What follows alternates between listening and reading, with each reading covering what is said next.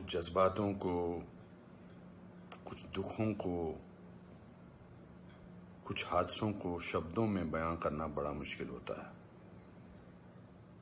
सुशांत सिंह राजपूत के जाने का मुझे जो दुख है उनका, तो मैं इस खबर ने मेरी आत्मा को ठंडा कर दिया, आत्मा को निचोड़ दिया है। दिल तक तो बात पहुंचती है, लेकिन आत्मा तक जो है वो दहल गई है। ये वीडियो बनाते वक्त भी सोच रहा हूँ क्या बोलूँ मैं, पर बोलने से कभी कभी, शेयर करने से कभी कभी नहीं, इस खबर पर तो शेयर करने से भी दुख कम नहीं हुआ। मैंने MS Dhoni the untold story में सुशांत के फादर का रोल किया था, और क्योंकि कहानी बाप बेटे की थी और इसलिए रिश्ता भी ऑफ द स्क्रीन बाप बेटे जैसा ही हो गया था। कुछ लोग चले जाते हैं तो उसका सदमा बाद में लगता है, लेकिन वो चले क्यों गए इसका सदमा पहले लगता है।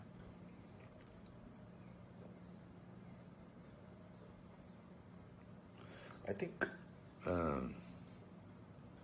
लोगों का एक दूसरे से बात करना बहुत ज़रूरी है। लोगों का एक दूसरे का दुख पहचानना बहुत ज़रूरी है। लोगों के एक दूसरे की तकलीफ को जांचना या तकलीफ को महसूस करना बहुत ज़रूरी है आज की दुनिया में।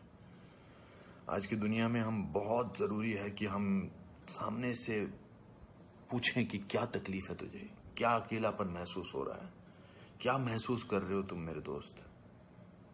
क्योंकि जो जिस तकलीफ से जूझ रहा होता है उसका बयां वो खुद नहीं कर सकता, वो हमें पहचानना है।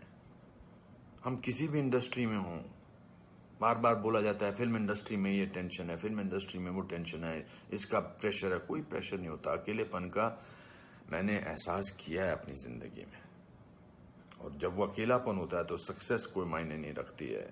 जब वो जो दुख की गहराई में इंसान की आत्मा, इंसान का दिल डूबा होता है, तो सक्सेस, पॉपुलैरिटी कुछ मायने नहीं रखती है। मायने रखता है किसी का आपको गले लगाना, मायने रखता है किसी का आपसे बात करना, किसी को आपकी बात सुनना, वो मायने रखता है।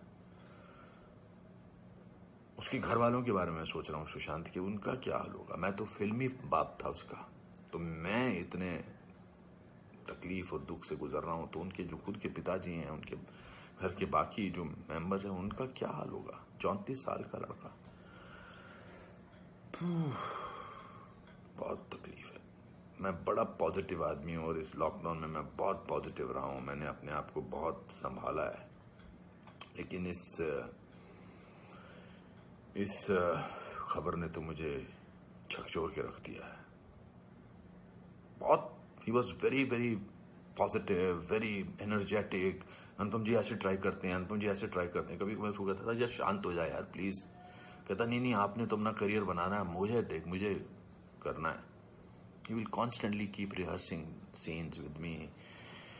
We'll spend time. बहुत ज़्यादा नज़दीक नहीं आ पाया मैं उसके, because the pressure of the shooting was there. We had to finish. We wanted to do that, and I wanted to give him space because he had internalized the role of MS Dhoni. So, but